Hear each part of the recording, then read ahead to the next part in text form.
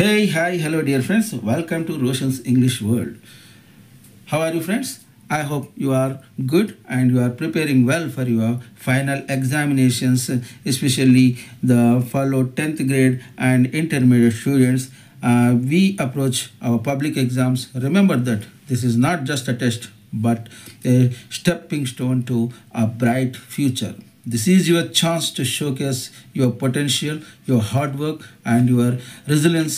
Don't let fear hold you back. Instead, embrace the challenge with confidence and determination. And let us enter in our today's topic, direct and indirect speech. My dear friends, especially 10th class students, you can get a question about this topic, that means direct and indirect speech, in the bit number 13, question number 5, and that question contains 2 marks. Okay, right.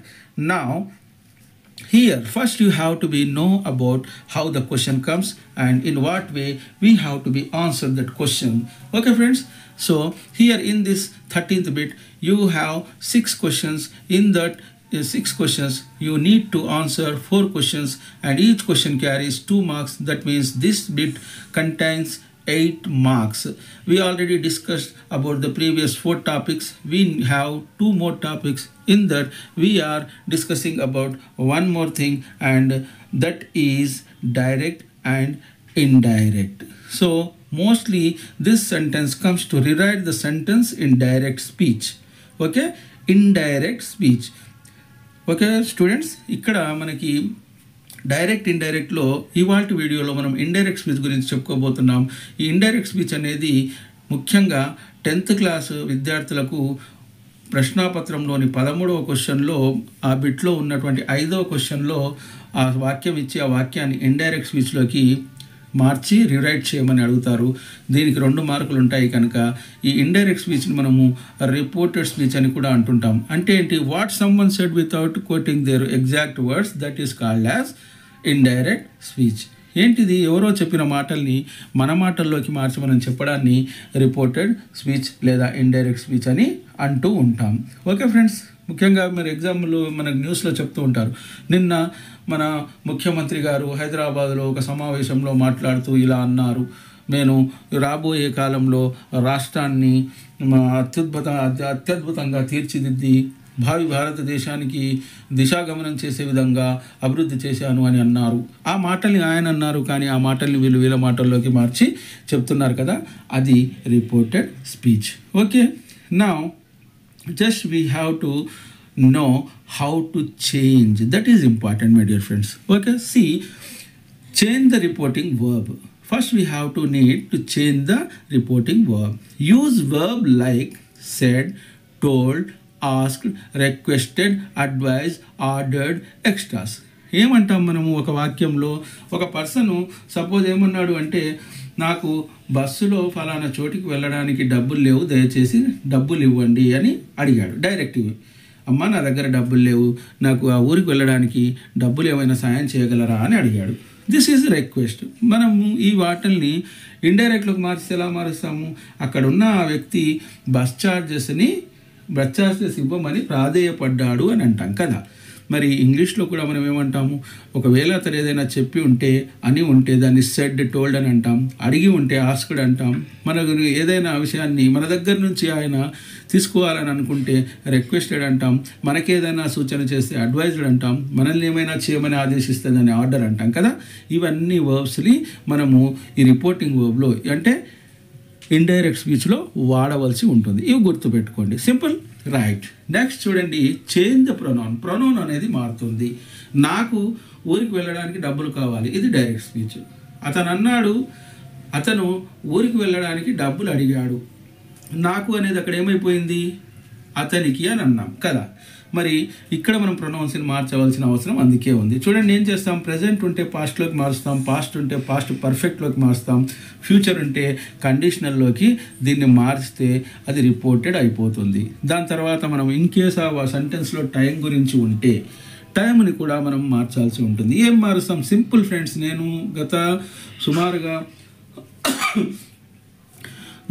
చాలా సంవత్సరాల ప్రశ్నపత్రాలని నేను తరచి చూస్తే అక్కడ అడగబడినటువంటి questions ఆధారంగా ముఖ్యంగా వీటిని మీరు బాగా ప్రాక్టీస్ చేయండి. అంటే వేరే చదవకండి అని కాదు, మీరు చదివిన దాంతోపాటు వీటిని ముఖ్యంగా మీరు సినాప్సిస్లో వీటిని గుర్తుపెట్టుకోండి. టుడే అని ఉందనుకోండి, దాన్ని దట్ డేగా మార్చండి ఇండైరెక్ట్లో. Clear? If you have today in your question, you need to change that today as that day. Okay? Tomorrow వచ్చిందనుకోండి, then we need to change it to the next day. Clear, friends? Yesterday, if you have the yesterday in the question, then we need to use the previous day. And if we have now, then change it to then. ఇప్పుడు example చూద్దామా? Statements కనుక ఉన్నాయనుకోండి, statement declarative sentence అంటాం కదా. Statement అంటే ఏంటి? ప్రకటన. చూడండి, ఇక్కడ ఉదాహరణకి డైరెక్ట్ స్పీచ్లో ఉంటుంది. She said I am happy. ఆమె అన్నది నేను సంతోషంగా ఉన్నాను. ఇదే స్పీచ్ ఇది. ఆమె అన్నది నేను సంతోషంగా. నేను అని ఎప్పుడైతే వస్తుందో నేను నా గురించి చెప్తున్నాను కనుక ఇది డైరెక్ట్. మరి దీన్ని ఇండైరెక్ట్ స్పీచ్లోకి ఎలా మార్చాలి అంటే షీ సెడ్కి షీ సెడ్తే పెడతాము. Just we need to add that and she was happy. Yam అనేది పాస్ట్లోకి మార్చాలనుకున్నాం కదా. సో ఇక్కడ ఇది ఏమైపోయింది? వాజ్ అయ్యింది. సో ఇక్కడ ఏమంటున్నాం? యామ్ అనేది ఏమవుతుంది? ప్రెజెంట్ కంటిన్యూస్ కనుక దీన్ని పాస్ట్ కంటిన్యూస్లో మారిస్తే షీ వాజ్ హ్యాపీ. ఆమె సంతోషంగా ఉన్నాను అని చెప్పింది. క్లియర్? చూడండి, if you have yes no questions, ఒకవేళ మనం సెంటెన్స్లో ఎస్ కానీ నో కానీ క్వశ్చన్స్ కనుక ఉంటే వాటిని ఎలా వాడతాం? చూడండి, example, she asked do you like coffee. ఆమె నీకు కాఫీ ఇష్టమా అని అడిగింది. నీకు కాఫీ ఇష్టమా అని అడిగింది. మరి దీన్ని ఇండైరెక్ట్లో ఎలా మారుస్తాం చెప్పండి? Yes, you are guessing right my dear friends. She asked if I liked coffee. You అన్నాడు, ఆమె ఏమడిగింది? నన్ను అడిగింది. ఏమని అడిగింది? మీకు కాఫీ ఇష్టమా అని. మనం దీన్ని ఏమంటాము? మీ ఇంటికి వెళ్ళారు, మీ అత్తమ్మ వాళ్ళ ఇంటికి వెళ్ళినప్పుడు మీ ఆంటీ అంకుల్ మిమ్మల్ని అడిగారు, ఏరా చిన్న చికెన్ తింటావా అని అడిగారు అనుకోండి. మీ ఇంటికి వచ్చి మీరు ఏం చెప్తారు? ఏరా చిన్న చికెన్ తింటావా అని అడిగారు కాదు, నువ్వు చికెన్ తింటావా అని అడిగారు మమ్మీ నన్ను అంకుల్ అని అంటావు కదా. చూడండి, ఇక్కడ ఏమంటున్నాం దీన్ని? She asked if I liked coffee. ఆమె ఏమడిగింది? నాకు కాఫీ ఇష్టమా అని అడిగింది. నీకు కాఫీ ఇష్టమా? ఉదాహరణకి simple, most best easiest example I'm telling that what is your name. చిన్నప్పటి నుంచి వింటూ బోర్ అయిపోయాం, మళ్ళీ రోషన్ సార్ ఇదే చెప్తున్నారు అనుకుంటున్నారా? Yes, I'm not making you bore. ఏమంటుంటాం? వాట్ ఈజ్ యువర్ నేమ్ అంటే వెంటనే మనం ఏంటాం? My name is Ravi. నా పేరు రవి. నీ పేరు ఏంటి అంటే నీ పేరు రవి అనం కదా. సో అక్కడ do you like coffee? I like coffee, I don't like coffee, whatever maybe. We maybe answer in negative form also. So if or whether for yes or no questions. ఇక్కడ మనం if అనేదాన్ని లేదా కొన్ని సందర్భాల్లో weather అనేదాన్ని వాడవలసి ఉంటుంది. And I hope you are getting clear idea about these things, right friends? And one more example, the teacher said finish your homework. Teacher said finish your homework. Teacher అన్నారు, ఏమన్నారు? నీ హోంవర్క్ని, ఇంటి పనిని పూర్తి చేసుకో. ఇండైరెక్ట్ స్పీచ్లో ఏమంటాం? The teacher told me to finish my homework. The teacher told me, చెప్పింది. ఏమని చెప్పింది?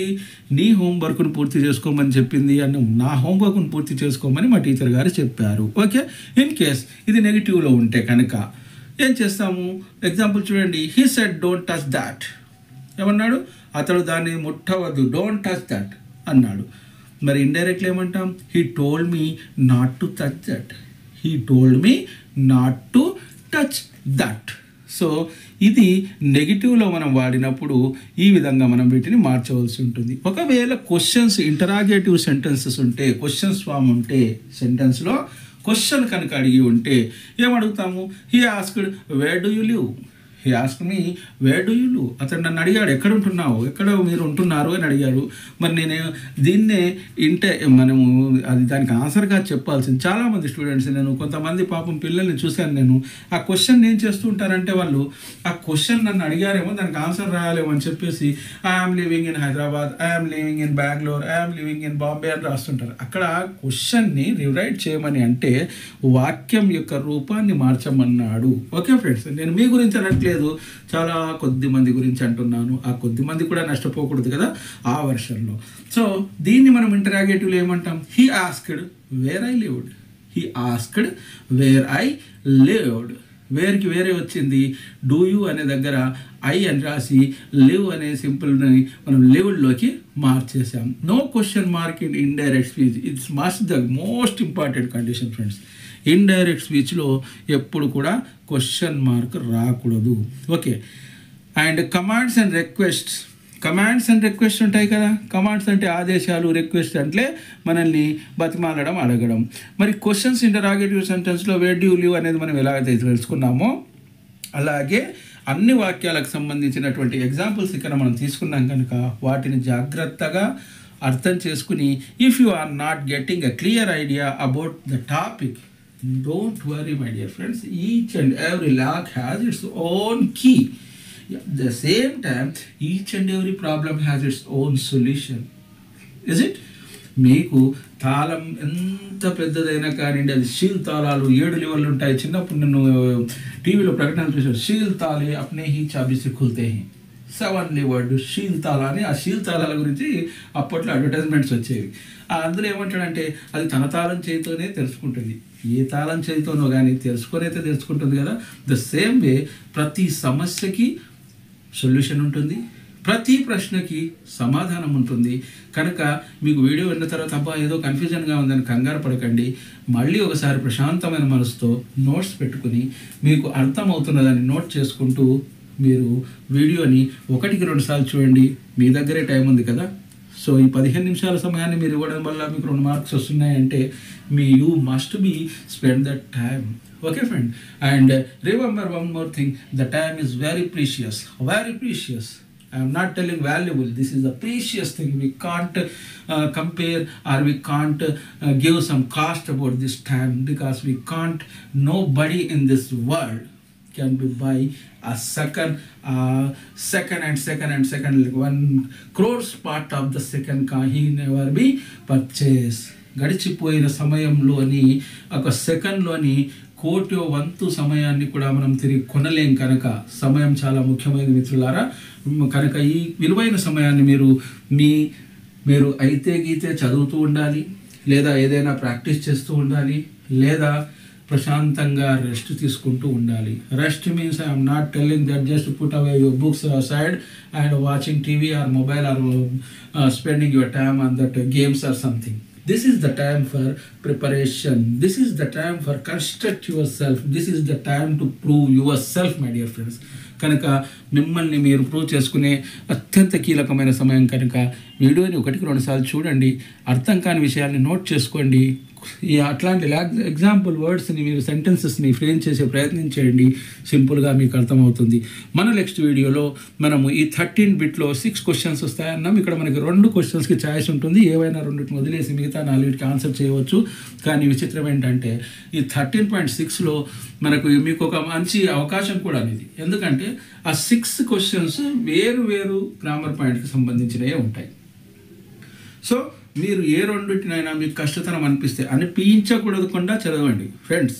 ఐఎమ్ టెల్లింగ్ యూ, మీరు ఇది కష్టము అని అనిపించకుండా ప్రతిదానికి ప్రిపేర్ కాండి. కానీ ఇన్ కేస్ మీకు బెస్ట్ అనిపించింది, చాలా సులువు అనిపించింది దాన్ని మీరు 4టిని ఎన్నుకొని ఈ 4 గ్రామర్ పాయింట్స్ ఏవైనా ఆన్సర్ చేయండి. సో మనం చివరి పాయింట్ 13 బిట్లో 6వ ప్రశ్నగా వచ్చేటటువంటి యాజ్ అనే దాన్ని యూజ్ చేస్తూ సెంటెన్స్ రాయమని అడుగుతారు. వాటి గురించి మనం మన నెక్స్ట్ వీడియోలో తెలుసుకుంటాం.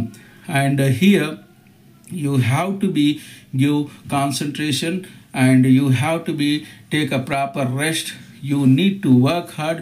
You need to take care about your health also, because your preparation, how much is important. At the same time, your brain also needs some good rest. So that's why give the proper sleep, take a proper sleep, take a proper diet, and we will be meet within our next video. And if you are not subscribing my video, please subscribe my channel.